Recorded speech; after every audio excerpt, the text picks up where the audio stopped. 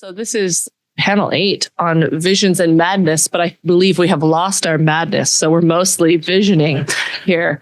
So our first panelist will be Sam Yazuji, close, who is a writer from Miami, Florida. He is an MFA student in poetry at San Diego State University, where he also works as the print production editor for Poetry International. His poems have been published in Zone 3 Press and the Passage Prize Volume 1, and he has a paper forthcoming in Pulse, the Journal of Science and Culture.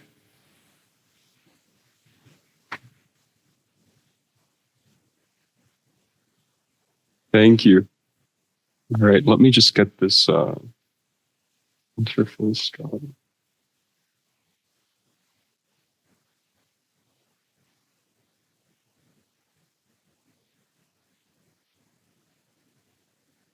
Let me see what I've done with this. Awesome. Okay, thanks everyone for being here. My name is Sam Yazuji, and this is Paranoid Stones, Prophecies of the Digital in Transtromer, Popa, and Pizarnik. And I'm a bit of an imposter here because I'm going to be talking about some poets, but I think they fit into a broad speculative category, and we're going to talk about that towards the end of my presentation. So let's begin with a quote from Byung-Chul Han's 2017 book, In the Swarm. Quote, "The history of communication may be described as a progressive illumination of stone. As a thing, stone represents the antitype of transparency. It belongs to the earth, the terrestrial order. As such, it stands for what remains concealed and sealed off. Today, things are becoming less and less meaningful. They are giving way to information. Information is what feeds ghosts now. Our environment is becoming softer and foggier, more spectral." If Han is right and the stone is losing its significance as an anchoring thing in our digitizing world, then our spectral environment is increasingly populated by non-things. Let us look at the work of 3 20th century poets who curiously depicted the stone losing ground to a more spectral phenomenological experience. The grouping of Swedish poet Thomas Transtromer, Serbian poet Vasko Popa, and Argentinian poet Alejandra Pizarnik might seem arbitrary beyond their mutual association with a vaguely defined modernist and surrealist poetics. But the 3 share an identical concern over the rendering of things into non-things. With the exception of Transtromer, these poets wrote before the advent of the 21st century, but they are almost prophetic in their anticipation of our epoch.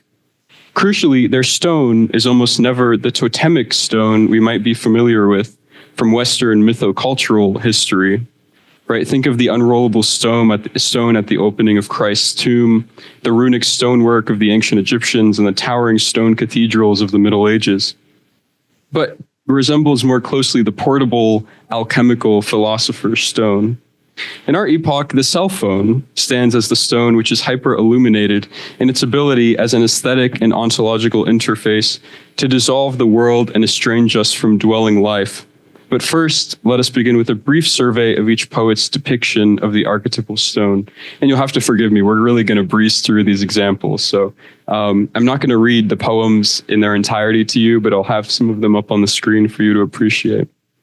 So, in Transtromer's first published poem, Prelude, from his seminal 17 poems, we observe a curious and enigmatic gesture of waking, metaphorized by a stone image. Quote, "In day's first hours, consciousness can grasp the world as the hand grips a sun-warm stone," end quote. This tactile gesture of the stone being grasped and muzzled by human action serves as a metaphor for the triumph of anthropocentric cognition over the ecology of things. Humanity's consciousness, confidently grasping the world, carries a latent threat that we have risen above the gestalt of the cosmos. Earlier in the poem, the terrain the speaker awakens in appears as a, quote, green zone, a kind of synthetic area demarcated in the language of geographic, technologically determined division, a division which enshrines the speaker as much as it enshrines the poem's ecology, the stone, the lark, and the tree's root systems. In Tranströmer's poem, The Stones, we observe the speaker throwing metaphorical stones through the years. The tenor of the metaphor is the speaker's unspoken deeds, which weigh on him, falling on the frontier of being back onto the speaker. Again, the speaker is estranged from his life world. The frontier of his being is situated far away on, quote, the furthest plateaus of a valley. Again, an artificially demarcated landscape, which appears as a synthetic construction. In Tranströmer's poem, Morning Approach, we observe another image of a bound stone. Here, water binds its metaphorical form. The days are undeciphered like hieroglyphs. The speaker is trapped in this tapestry world, which has gone from expressing a tactile concreteness to expressing a synthetic artifice, fabric-like and mutable. It is not so much that the speaker is reading the world as inscrutable, but it is the world which is turned into a malleable substance and has bound the speaker in its inscrutable net. This is a sense of paranoid confusion. Crafted objects, the Gobelin weave and the folk art, have supplanted the direct sensory experience of the world. Tranströmer's speaker seems to sentence the stone to death by burying it in the water. The speaker is not alien to the world picture, but is enshrined by a new artificial world picture. He submits to a reality mediated by anthropocentric information. There is music, but it is entirely non-diegetic. We do not know from where in the scene it emerges or what concrete texture it assumes. It appears to be synthetic, coming from off-screen. The world is sleeping. The things he describes are losing their concrete form. This is a prophetic depiction of the experience of digitality. Things which are fluid, drowsy, losing their concreteness, becoming non-things, and being depleted of their real presence. The days are uncertain. The speaker is in a perpetual yet domineering morning stupor. He loses himself in a deluge of images. He scrolls along the feed of the world. He no longer perceives the stone-anchored Earth's terrestrial order. Throughout his corpus, Tranströmer's speaker discerns no heavenly gestalt. The stone of the world is submerged and latent. The stone, which once confronted poets with its concrete surface while hiding its opaque inwardness, is now hiding its concrete surface and is revealing its once opaque inwardness. For now, it is buried, but also made transparent from the inside out through human techne. Vasco Popa's vision, in his cycle St. Salva's Spring, depicts a stone similarly bound by the activity of human techne.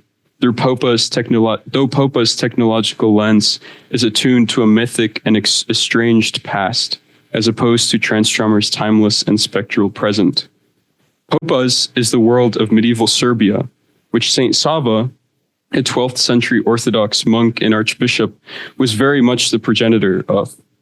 St. Sava's Spring, which opens the cycle, begins with this tercet. Clear eye inside a stone, forever opened with the kiss of the shepherd's staff. The gentle strike of St. Salva's staff opens the eye of the stone, depicting, like Tranströmer's prelude, the domination of human hieratic activity over the Hadean ecology of the world. The archbishop, here a folkloric, mythic, and superhuman presence, and you'll see why in a little while, seems to awaken a sleeping world, a slothful Balkan fairyland. The stone's eyelids are sleepy, and alchemically it is capable of healing everyone who sheds his own black tear here, through the power vested in it by the bishop. This is a clear allusion to the supposedly life-giving power of the philosopher's stone, thought to transmute base metals into liquid alchemical gold, which medieval Europeans believed to be the drinkable elixir of life used by the ancient Egyptians. Throughout the cycle, St. Salva appears as a benevolent, albeit more Hadean than Christian, shepherd of wolves and animated stones. There are no other human characters present in St. Salva's life world. In St. Salva the blacksmith, Popa plays with anachronism, and the speaker details how the bishop washes his wolf pack in, quote, the boiling blood of the holy ancestral bullets. There is some kind of mythic war alluded to here by omission, and the idea of holy ancestral bullets indicates a temporal horseshoe between the poet's modern war-ravaged Yugoslavia and the medieval Serbian kingdom, a proto-digital fragmentation of time. In Saint Sava the Shepherd, the bishop guards a herd of stones, helping each stone to give birth and milking the stones to feed his wolves. The stones are wholly docile, both matronly and infantile, and again endowed with only as much strength as the bishop deems fit. In the final poem of the cycle, Saint Sava before his spring, the speaker opens with another invocation of an eye enshrined in stone, though this time it is Saint Sava's own eye. Quote, he sees his third eye inside a stone. This poem is presumably Saint Sava's death dirge, and the gesture of the bishop exteriorizing his anatomy is a notable and prescient pre-digital prophecy. Saint Sava inserts his third eye into a neutered subservient stone, and this reminds me of the exterioration of many of our anatomical faculties into modern technological objects. Think of the optic memory bearing capacity of one cell phone camera, or the readily accessible digital voice memo or voice note exteriorizing our phonic memory. Alejandra Pizarnik depicts a slightly different version of the stone than Transtromer and Popa. It has rekindled some of its threatening immediacy, some of its dangerous totemic otherness. In Pizarnik's poem, Like Water Over a Stone, we encounter a familiar gesture as Transtromer's morning approach. The stone is again enshrined in water, but the tenor of the metaphor is the night closing in over the searcher like a water-bound stone. In contrast to Transtromer, who prefers the illumination of morning, and Popa, who prefers the anachronistic myth world, Pizarnik prefers the estranged corpuscular psychogeographic night. In her poem Duration, the woman, the poem's subject, is fractured. Her corporeal form is situated in a dark night, but her true spirit, her presence, is anchored to a bed. The face in the darkness, the precious stone, is implied to be the source of her sobs. It almost violently confronts the speaker, and there is some sense of the sublime in that it is precious. The stone has presence and agency, but here, as in Transtromer's poems, it is located in a metaphorical psychic geography. There is something profoundly traumatic about the subject's spatial positioning, and the triad of face, bed, and subject is like the Lacanian triad of symbolic, real, and imaginary. The face as stone is self-evidently symbolic. The bed is real in its concrete tangibility, in that it is the only truly physical site of the poem. And the human subject is the imaginary in her spectral, ghostly presence. She's literally a disembodied image. Like in Transtromer's morning approach and Popa's Saint Sava's cycle, the face as stone is integrated into some kind of artifice, tapestry, or surface. Here, it is fitted into the medium of darkness. Like a jewel is fitted into a crown, or mother of pearl is inlaid into wood. It is transfigured by human techne, becoming mere ornamentation. In her prose poem, Shadow Text, we observe a more direct yearning for embodiment, for the complete gestalt of life in the pre-industrial world. Quote, I want to exist beyond myself with the embodied ones as a fixed idea, end quote. We have another image of the enshrined stone in her poem, On This Night, in This World, wherein we observe, quote, shadows, vicious enclosures concealing the stone of madness. The Stone of Madness is a nod to Hieronymus Bosch's painting The Cure of Folly, or Cutting the Stone, which depicts the medieval European perception of mental illness, specifically the belief that madness was a physical stone buried in the patient's skull. The Stone of Madness is one of the central metaphorical images in Pizarnik's image bank, and it informs the paranoid atmosphere of medical trauma and nighttime violence in many of her poems. The cure for madness was thus to drill into the skull and extract the stone, to neuter it of its dangerous mystical otherness, and enshrine it, grasp it in the human palm. No matter where, in brain tissue, in the water, in the doctor's palm, beneath St. Salva's staff, it is depicted as a neutered thing by all three of our poets. If Tranströmer's prophecy of digitality is an eternal slothful morning, Pizarnik's prophecy of digitality is an eternal fractured violent night.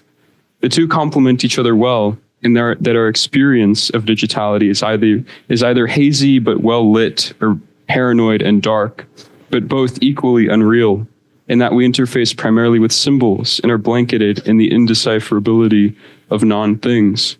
For him, the stone is benignly shrouded in the water, and for her, the stone is threateningly fitted into the veil of dark, again transformed through techne. In the same way that digitality has inframed our experience of the natural world by optimizing and accelerating many of the facets of our life that were previously analog, our lives are inevitably constrained by technical interaction with fewer and fewer objects. The cell phone, for instance, has subsumed the typewriter, the CD player, the television, and the book all at once. Perhaps the obsolescence of nature and older crafts means that we limit objects in a way that does not grant them the fullness of their teleology. Perhaps by dooming more and more objects to obsolescence via technical optimization, we are limiting our own creative capacities and avenues to interface with the real world. We are losing the delicate multitude of encounters with it.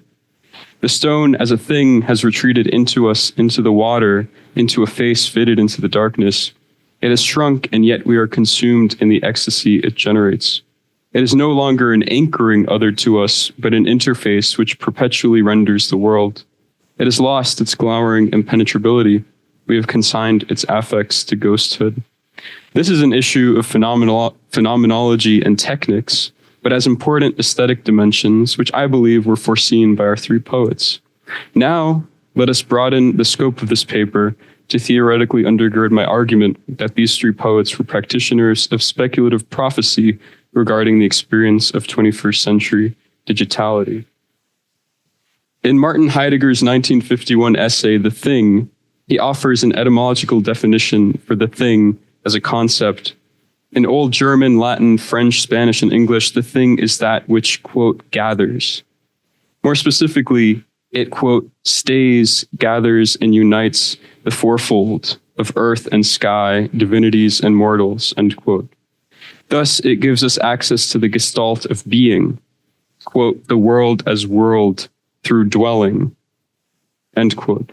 If we take after Hahn's provocation that the stone is a thing par excellence, we can see how its continuous erosion into a smaller, more neutered, and more malleable object in the human experience has consequences for our own ability to dwell properly in our world. In fact, our world, composed of the artificial spaces, networks, and objects of digitality, is almost allergic to thinghood, as Heidegger envisioned it, since it is not built on concrete territory, but on the continuous flow of information. The things, or more accurately, non-things of digitality, do not gather the world for us, but dissolve it.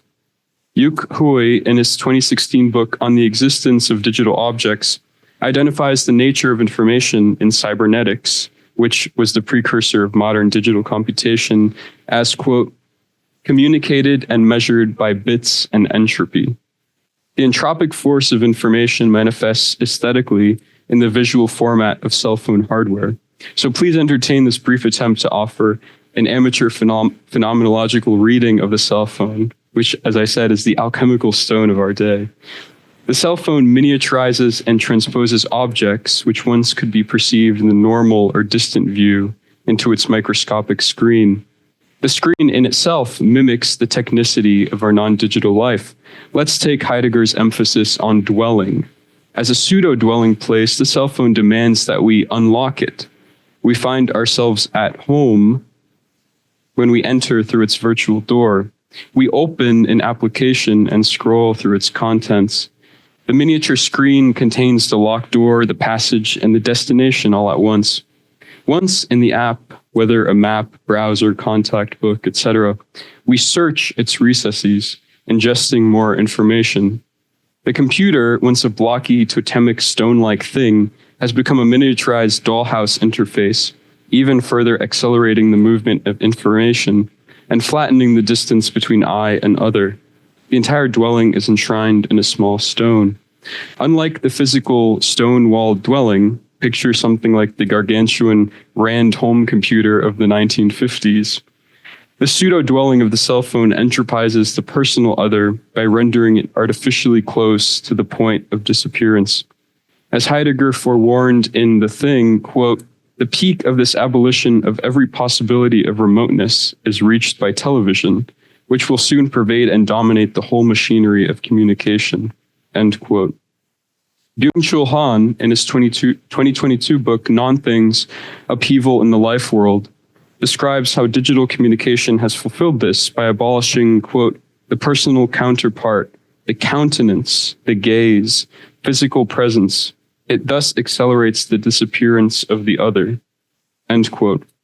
This abolition of the other is aptly forewarned in all three of our poets who prophesy the contemporary estrangement from physical locality, distance, and true ontological dwelling.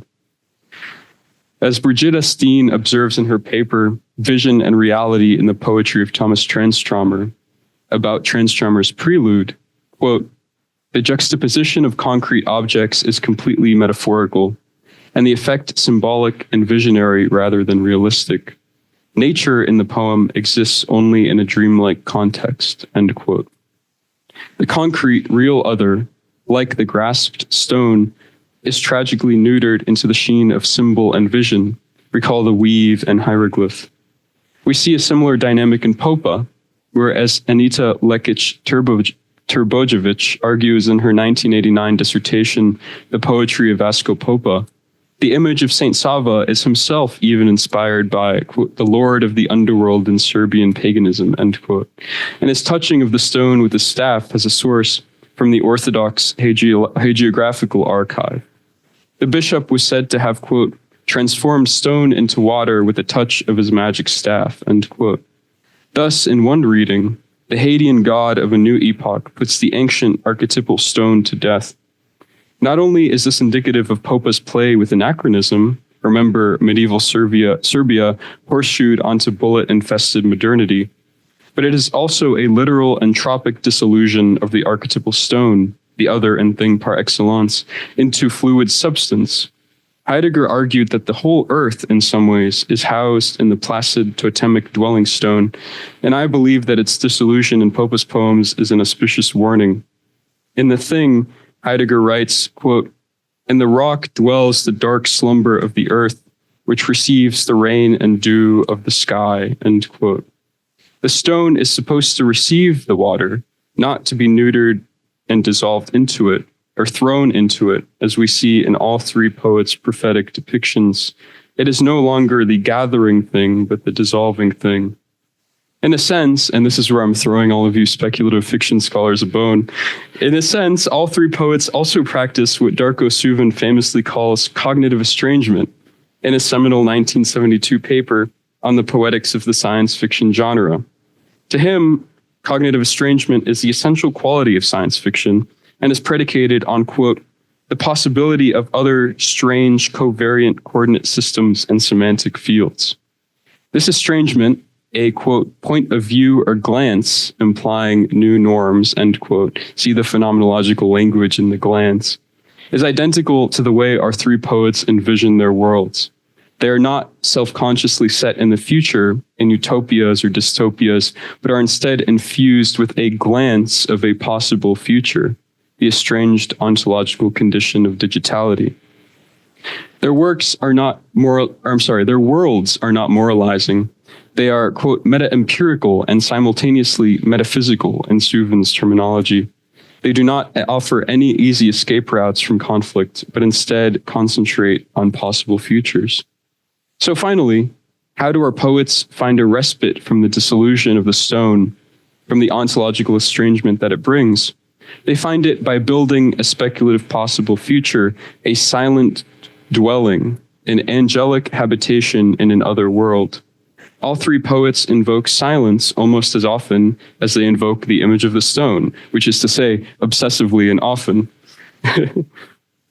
In his poem, Along the Radius, Tranströmer's speaker describes silence as the world's roof. In his poem, Eagle Rock, the speaker describes how in silence death is becalmed, and how in the depths of the ground my soul glides, silent as a comet. The silent soul has finally found its dwelling in the earth, in the stony earth's depths. In Popa's cycle, Homage to the Lame Wolf, which almost reads as a persona poem of Saint Sava speaking to the lame wolf, the ancient pagan god of the Serbian people, the speaker implores the wolf to, quote, scratch on his forehead with its claws, heavenly lines and notches, so that he may hieretically become, quote, the interpreter of the wolf's silence, end quote. In Give Me Back My Rags, his humorous and visceral repudiation of some unnamed romantic assailant, which is a really funny poem, and all of you should read it. He implores them to leave his indwelling self to, quote, get out of my walled infinity, the dancing ring of stars around my heart, out of my marooned silence.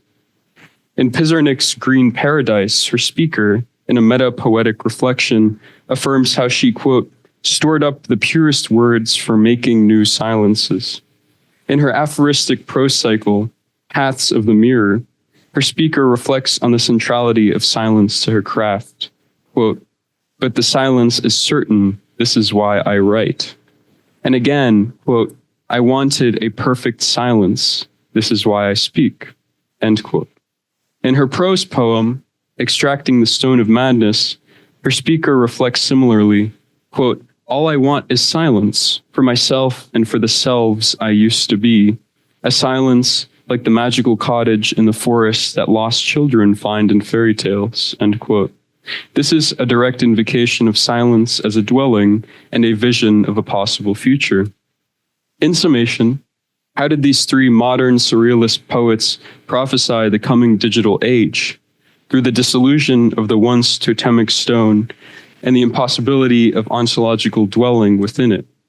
And how did they propose a solution to this quandary? Through building a speculative dwelling in silence.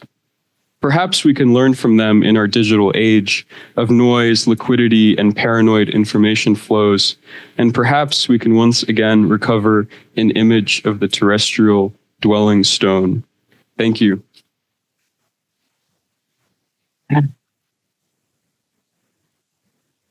And I am also going to introduce our next panelist. Let me just... Oops. Okay, our next panelist, Liz Busby, is completing her master's in English at BYU on the intersection between religion and science fiction/fantasy. Her scholarship has been published in the Journal for the Fantastic in the Arts and SFRA Review. Welcome, Liz.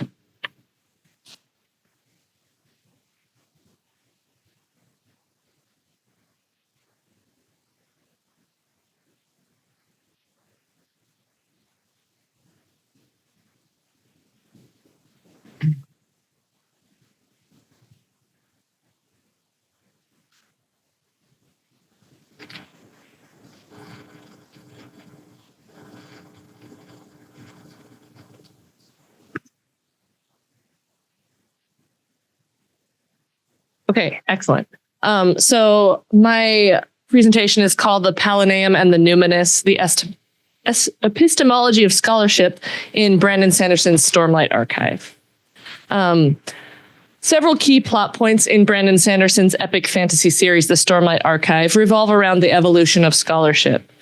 The translation of a Rosetta Stone-like ancient document brings new historical knowledge that leads to a political upheaval. The experiments of engineers bring about a magical industrial age. At the heart of these discoveries are two characters with opposing viewpoints on the construction of knowledge. Jasna Kolin represents atheistic rationalism and seeks to put natural explanations to supernatural events by reconstructing the past from fragments of myth and folklore. Her meticulous research in the archives of the Palanaeum, including systematic note-taking and scholarly correspondence, match our contemporary understanding of what it means to engage in scholarship in the humanities. Meanwhile, her mother, Navani Colin, and her team of scholar monks engages in the scientific method and the engineering design process to create new technological wonders.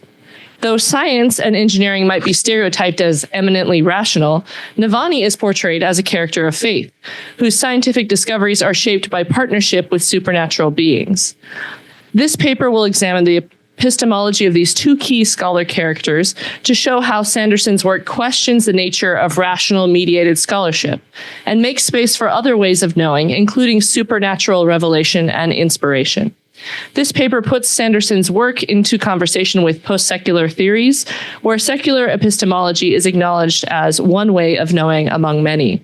This is interesting to read off my phone after listening to your paper, so this is great. Let's see. How do we advance the slides here? There we go. So these are our two scholars. Great thing about writing about fantasy is you can use lots of fan art. So good fun. We'll get back to them in a minute. The study of epic fantasy tends to be a neglected part of speculative fiction, even while the genre itself seems to be gaining in popularity.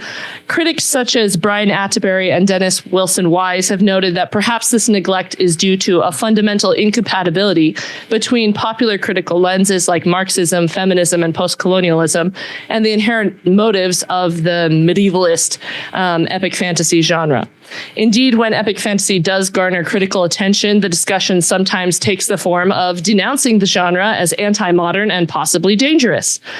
For example, Veronica Laskowitz, which I'm butchering her name, her recent examination of epic fantasy in the Anthropocene age deems the genre unable to deal with current environmental concerns without major alterations to its conventions. One exception to the critical disinterest in epic fantasy is from more conservative Christian critics who gravitate towards epic fantasy's medievalism rather than away from it. While this attraction makes sense, given the strong Catholic beliefs of Tolkien, Tom Emanuel has argued that many Christian interpretations tend to flatten Tolkien's nuance into a mere correspondence with dogmatic teachings. Following these observations, I would argue that epic fantasy's focus on the gap between past and present ways of knowing suggests that post-secularism may also be a productive lens for the genre. Post-secularism is founded on Charles Taylor's observations in A Secular Age. He states that the nature of religion and belief was fundamentally changed as humanity moved from a pre-modern enchanted worldview through the age of the Enlightenment and into the contemporary age of globalization and pluralism. Religion didn't disappear, however, as many hypothesized. This failure of the secular hypothesis leaves a need to reconceptualize what religion is now that it has passed through the age of secularism. To me, this view is similar to epic fantasy's relationship with the past. As a fantasy scholar Matthew Oliver points out, epic fantasy is often founded on an age of simple, naive belief, but that age becomes complicated by the intervening years and must be transformed in some way by the protagonists.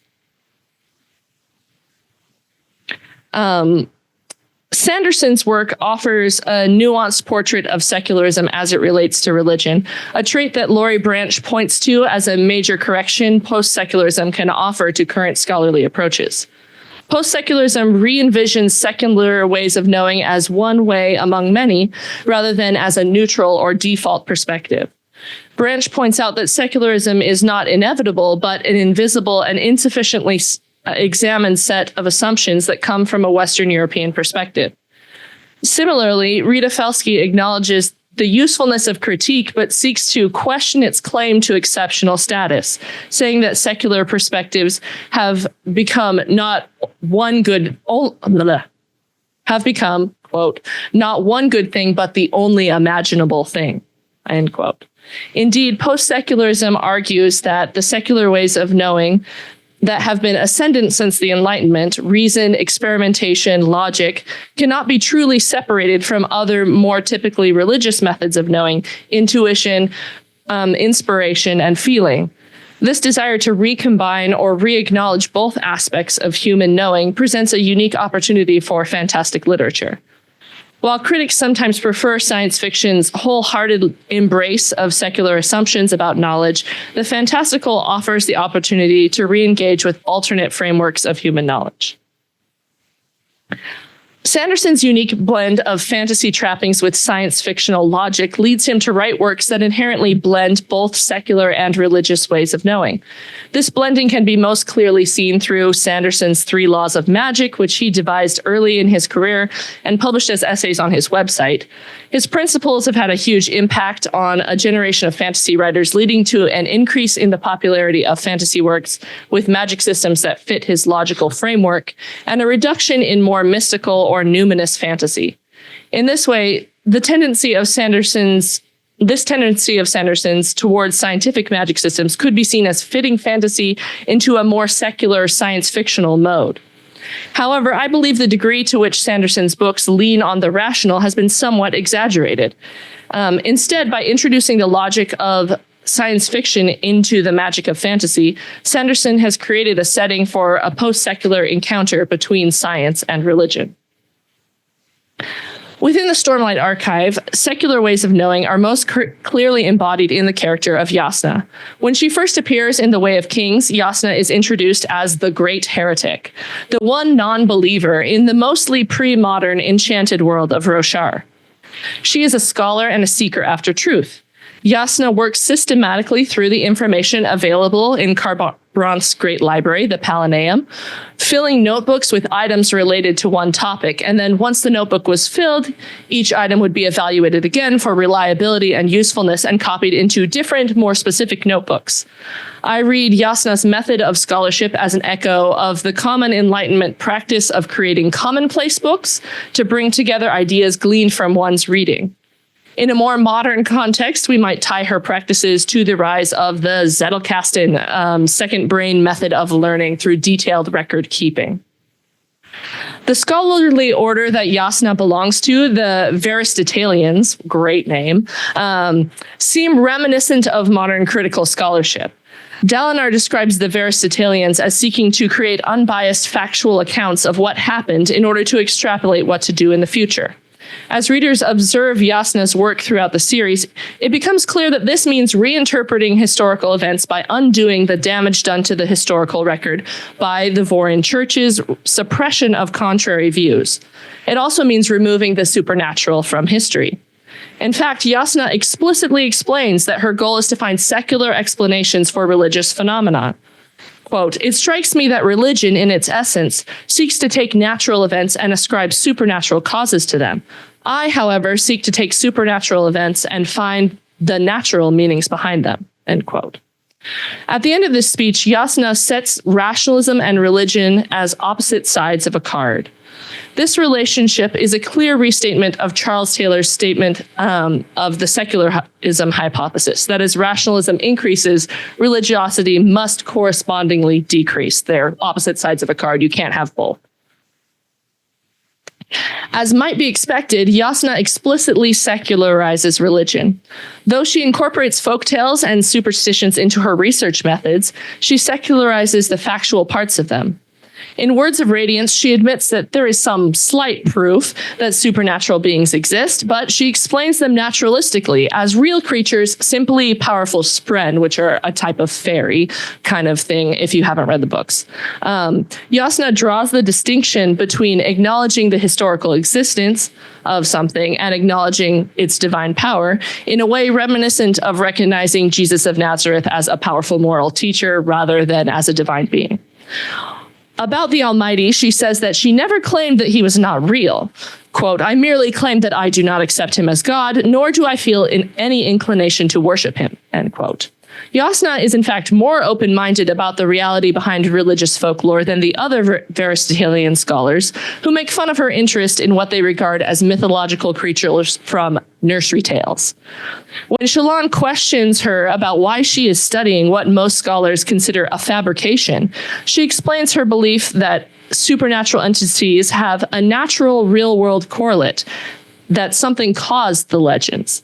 In other words, her open-mindedness always leads her towards a rational secular explanation for religion and religious experiences. However, when Shallan, her ward, who she's teaching, kind of her grad student, I would say, brings up her own religious feelings as evidence for the reality of God, Jasna brackets these ways of knowing as unreliable. She says, the mind is capable of projecting expected emotional responses, and that while feelings should not be discarded, they should be regarded with skepticism. She rejects the idea that religious knowledge might be anything other than subjective. Quote, "Your feelings, Shalon, however powerful, are your own, not mine," end quote. In these discussions of religious ideas, Yasna seems to fit many of the secularism attributes from Talal Assad's research, ideals of individualism and detachment from passionate belief. These correlations are not surprising, since Sanderson has confirmed that he used interactions with atheists to construct his portrayal of Yasna. Yasna also represents the secular ideal of historical progress away from religious superstition towards greater human freedom. If an aspect of the social structure of the culture needs to be criticized, Sanderson will usually put it into Yasna's mouth. She sees the arbitrariness of tradition and doesn't feel bound by it. When Yasna ascends to the throne at the end of Oathbringer, she uses her power for rapid social reforms, issuing fiats declaring an end to slavery and to trial by combat. She makes clear that she intends her reign to be the end of monarchy in Alethkar, declaring that she will replace herself with a democratically elected Senate and an elected executive branch, a form of government not found in any known country in the series. Notably, she doesn't give up her power immediately, though, perhaps because she cannot resist the chance to enforce her more enlightened views on the populace immediately. When her uncle Dalinar requests that she slow down her reforms, Yasna responds in the progressive historical mode. If we slow down, the past catches up with us. History is like that, always gobbling up the present. By this, she seems to mean that complacency with injustice will limit the freedom and equality that ought to exist. Some readers have incorrectly assumed that Sanderson aligns with Yasna's materialist perspective, given the way that she generally destroys the religious arguments arrayed against her. However, I believe Sanderson, while acknowledging the power of her methods, also makes clear that Yasna's perspective has distinct weaknesses. The information that she puts together through years of painstaking research is quickly surpassed by characters using more religious ways of knowing. When Yasna dramatically returns from her presumed death in the beginning of Words of Radiance, her hard-won knowledge is undercut when she finds out that the mythical divine city of Urithiru has already been found.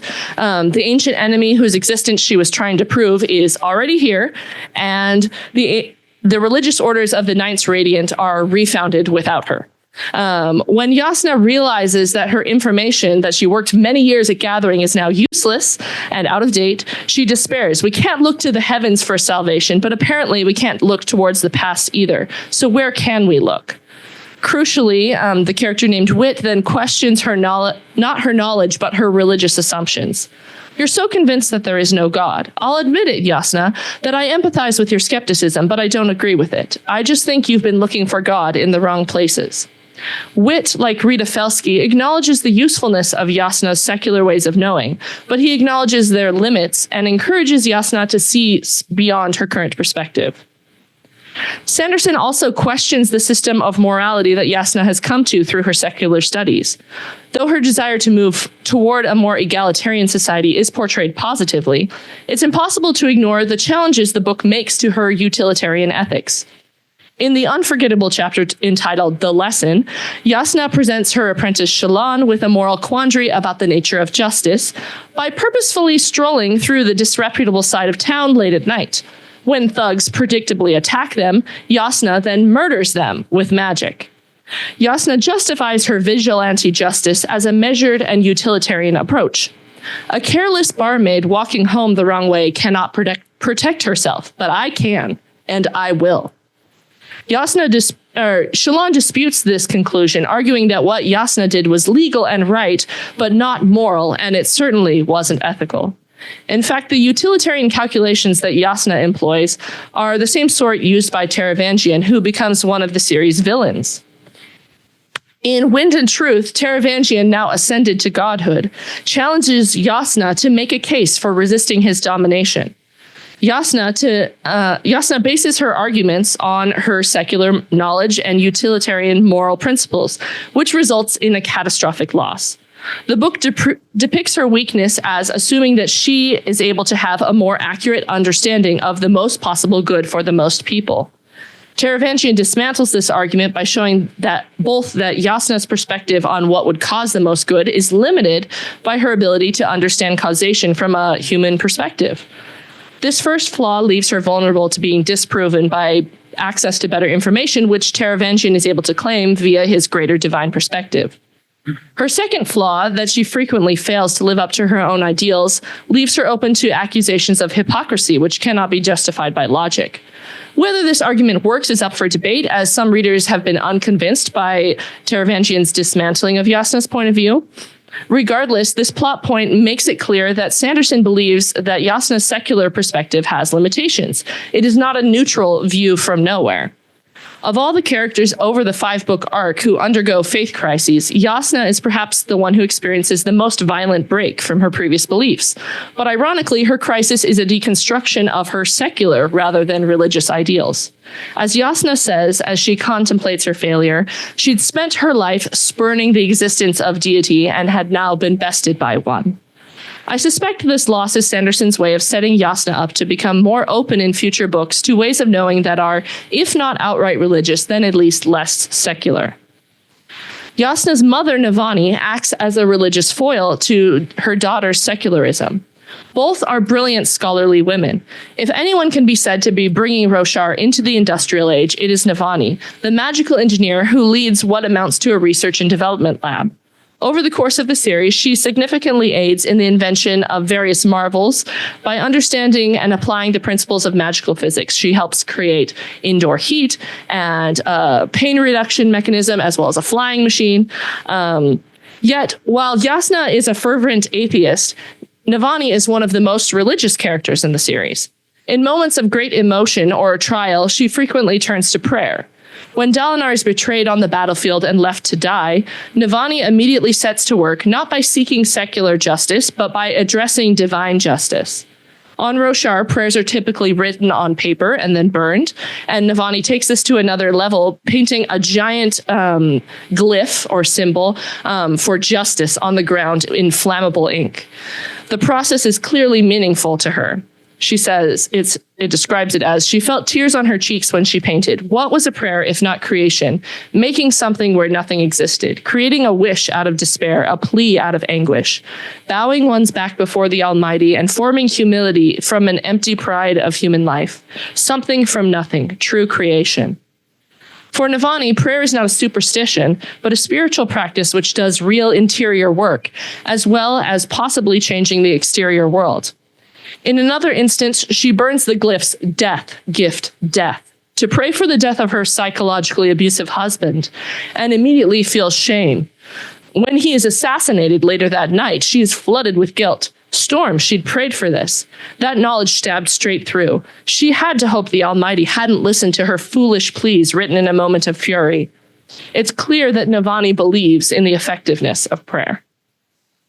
Navani shows consistent faith in the goodness of the divine through all of the many waves of religious change in the series. She's the first to call Dalinar's supernatural visions a blessing rather than a sign of madness. When she figures out how to awaken the holy tower city of Urithiru, she explains to her grandson how it represents divine kindness to humanity. Whether it's the cup you drink from, the home you live in, or the air you breathe, all of it is a part of the world given to us by the Almighty, and everything in the world is alive. It is one of the ways we know that God loves us. On Roshar, it's perhaps easier to believe in this sort of animism because of the presence of Spren, who manifest around strong ideas and emotions. When Navani and Dalinar are married by the Stormfather, a gigantic, majestic Spren of the High Storm, many of their wedding guests attract awe Spren, as if trying to understand what they'd seen. But notably, Navani herself is ringed by glory Spren, the golden lights rotating above her head. Perhaps this is because she already has a strong enough relationship with the divine not to be awed by its appearance, but rather to glory in it. When Navani and Dalinar encounter an avatar of the Almighty himself in the spiritual realm, Sanderson notably gives us this scene from Navani's perspective rather than anyone else. He shows the reader Navani's reaction to seeing her God appear in front of her, emphasizing her connection with the divine. God had just appeared. This was him, the being she'd worshipped since childhood, the one she'd burned glyph wards to. As the scene continues, Navani experiences religious transcendence. She soaked it in, too amazed to talk, practically held her breath, felt the hair on her arms go up, her skin tingling, and trembled. Seeing this scene from her perspective helps the reader feel just how real Navani's religious experiences are. These experiences become something that cannot be dismissed as wishful thinking in the way that Yasna dismissed Shalon's religious feelings. However, Navani's relationship with religious traditions and institutions is more ambiguous than her relationship with the divine. She recognizes flaws in religious traditions, such as the one that she says won't let her marry Dalinar because she is his brother's widow. In defying the church's authority to stop them from marrying, she says, "Let the ardents hie to damnation with ribbons tied around their ankles." Her religious strength lies in her personal relationship with the divine rather than her devotion to an organized religion. Like her daughter Yasna, she sees how gender roles are socially constructed. Vorin religious tradition requires women to cover their left hand with a sleeve, but Navani begins to question this practice and eventually moves to wearing only a glove. She's not afraid to question tradition, but still maintains the foundations of her belief. As Dalinar is excommunicated from the church and contemplates ascending to godhood, Navani still hopes for him to return to a more conventional belief. She reverences the semi-divine heralds even after meeting them in person and learning that they might not be all that they were purported to be.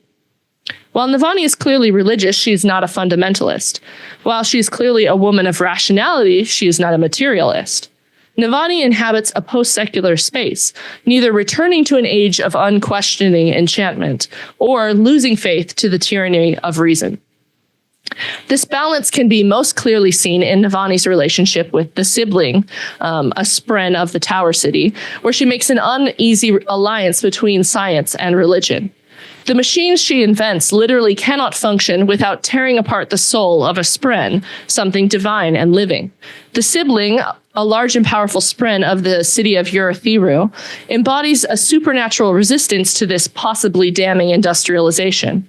In this way, the sibling fills a similar role to the Ents in Lord of the Rings, representing a desire to return to a pre-modern harmony between man and nature.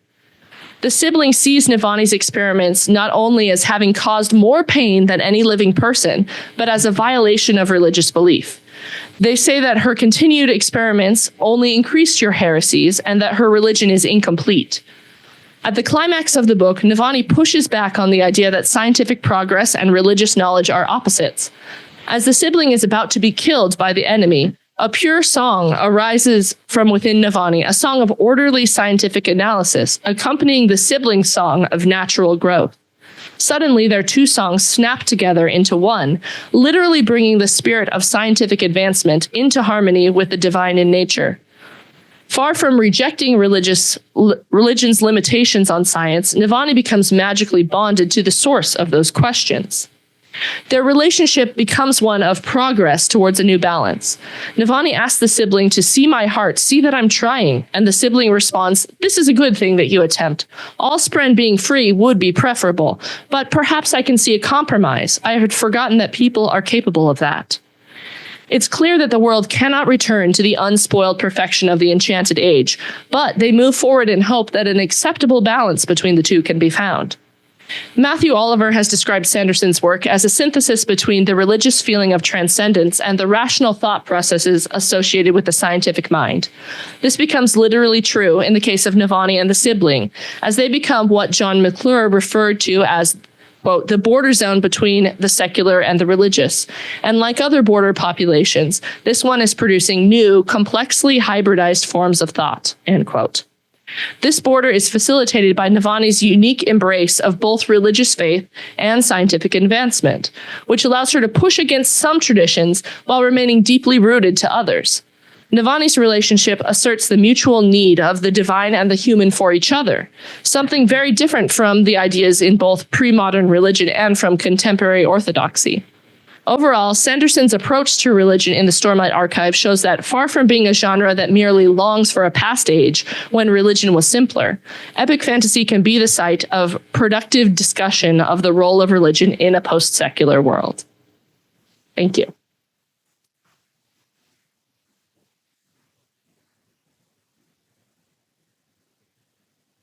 Stop this. take questions.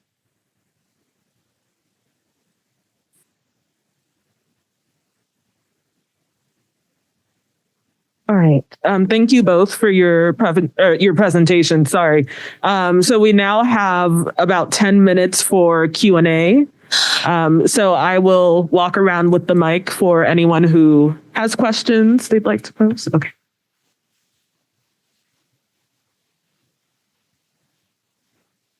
Hello. For Sam, your talk of turning stone into information, opaque into transparent, really brought to mind to me the ideas of Donna Haraway and the Cyborg Manifesto of moving organic into information in order for better systems of control and the quantification of things in order to kind of flatten society down for better understandability by computers and such. Are you familiar with her work, and what are your thoughts on that? I am unfortunately not familiar with her work, although I've heard her name mentioned in these kind of discussions, and after this, I'll definitely read her. I mean, certainly there's a big trend now. There's kind of a revitalization of research about cybernetics and about the kind of discourses in the early 20th century surrounding technology and this idea of like flattening and globalization. And I mean, Byung-Chul Han, who I reference, talks constantly in his books, which are very short and very approachable and kind of good for a poet like me who doesn't really read a lot of, big brain, philosophy and stuff. He talks a lot about this idea of the abolition of the other, which I kind of alluded to. And I think that's kind of a similar idea to that kind of destruction of difference and that kind of flattening, right? Like, so yeah, but I appreciate you mentioning Donna Haraway, and now I have to read her. So thank you.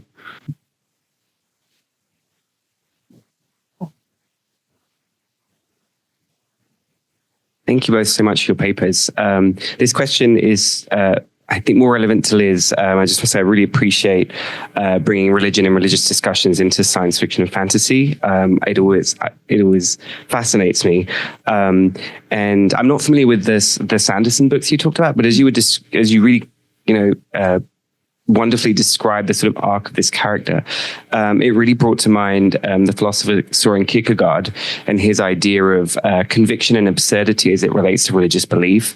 And I'm thinking of texts like Fear and Trembling, which you're nodding your head. Yeah, I haven't read it forever, but I remember it being like really like impactful. Same. And the idea of, for those who are not familiar, he sort of analyzes the story of Abraham and Isaac, who's compelled by God to murder his son, and then the hand is stayed at the last moment. But that is the definition of faith. It is that takes fear and trembling to sit in the paradox. On the one hand, this is my conviction. At the same time, this is absurd. So holding that, and I think the way you described characters, the binary of secular post-secular as being kind of two sides of the same coin, was really interesting to think about. So sorry, not much of a question, but you can respond to that, or if you had thoughts on that, because I really enjoyed your paper. Yeah, I find it interesting because Sanderson is a religious person himself. And so it's surprising that in his writing, which is so focused on religious themes, religion is so often the bad guy. It is so often there's lots of corrupt religion going on, but there's also, like, in counterpoint to that, experiences of transcendence, of reaching out into the dark and not knowing what's going to happen because of this thing that you've been asked to do. And that's what I really love about the way he and other religious science fiction fantasy authors capture like what it means to be religious. We were mentioning at lunch, Mary Doria Russell and The Sparrow, I feel like is another really great example of this, like stepping out into the dark and it not turning out great, being a pretty painful experience. The fear and trembling is definitely there, but still continuing in that pursuit. Yeah. I saw, was there another hand? Oh, well, I guess I wanted to briefly say, there is like this sense, I think, especially in Christianity, of religion often being at odds with religion. Mm-hmm. And that's why we see so many different sects of Christianity that have sort of branched out. I just wanted to add that. Yeah, Okay. another section of this paper, I talk about how he portrays religious pluralism in this planet, where like a lot of fantasy novels, it's like there's one religion and they're very singular. He likes to have multiple perspectives from within one religious tradition. And he, in this series, he has several religious traditions that are separate from each other and try to embody different religious modes within the world. And so just like being able to explore that aspect of the human experience that sometimes gets flattened by authors who aren't as interested in it. Thank you. Okay. So we have two more.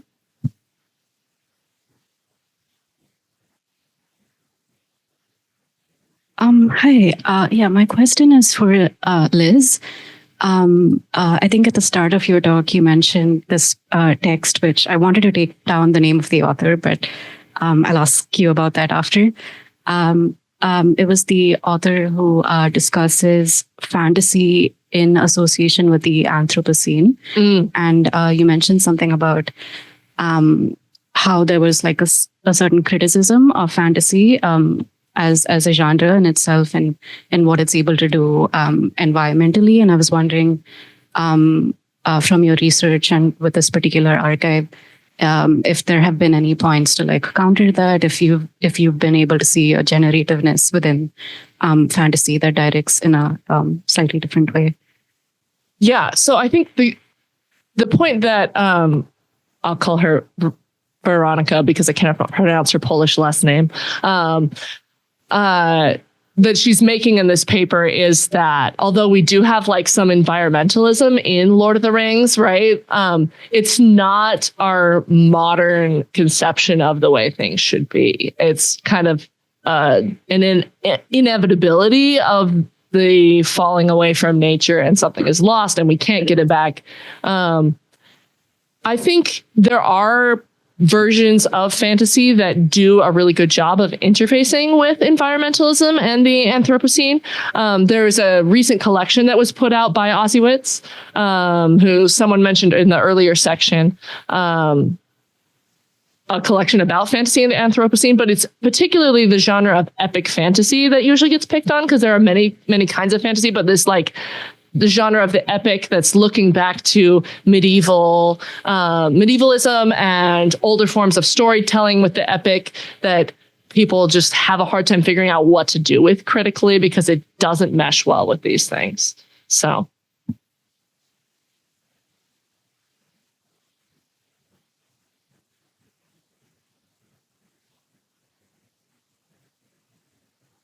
Is it on now? There you Awesome. Okay.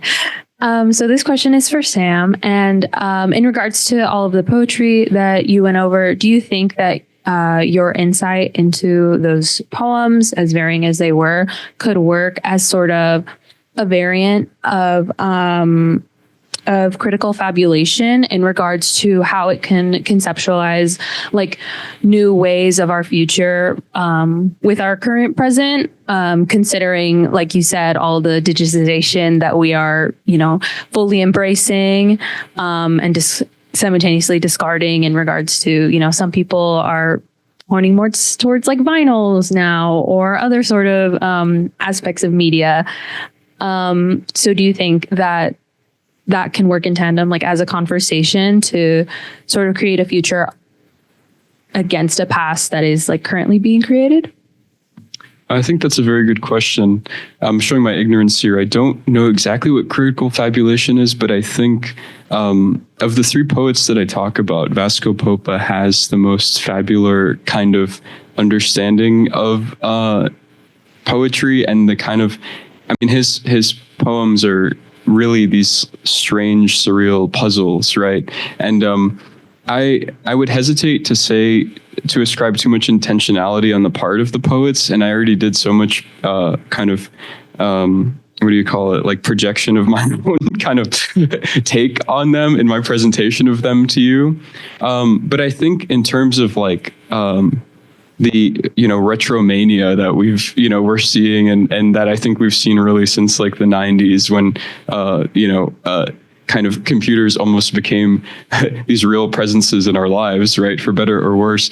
I think that their idea of silent dwelling as more of this ontological reality, as opposed to, making a certain consumer choice, or like, participating in a particular political movement. Or I think it points kind of to the, and this also has to do with the religion question, like it does point to this kind of experience of transcendence.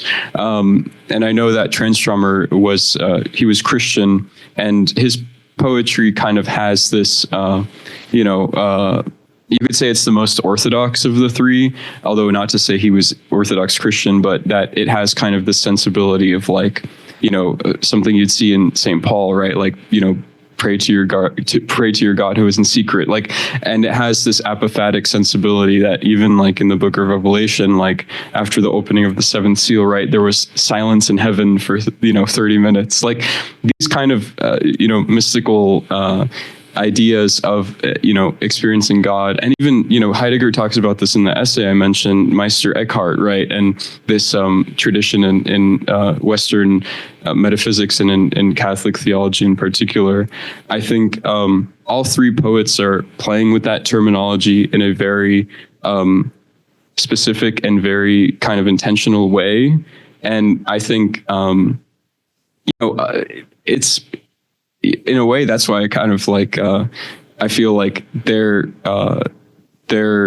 poetics do play with that cognitive estrangement in a very direct sense, is that they're not they're not didactic poets. They're not ascribing a vision of a future, and they're not advocating for a vision of the future. They're advocating for a certain orientation to the world of objects, and they're critiquing a certain orientation of the world of our orientation of the world to objects that has become, the consensus reality, if you want to use that term from speculative fiction, right? So I think there is social critique in there, but I would hesitate to say that they're necessarily ascribing a certain solution to the problems of the world. It's more of that idea of silent dwelling and that ontological reality, right? And we can use Heidegger's Dasein there as well. But I hope that answers your question. I just kind of went off on a tangent, but thank you.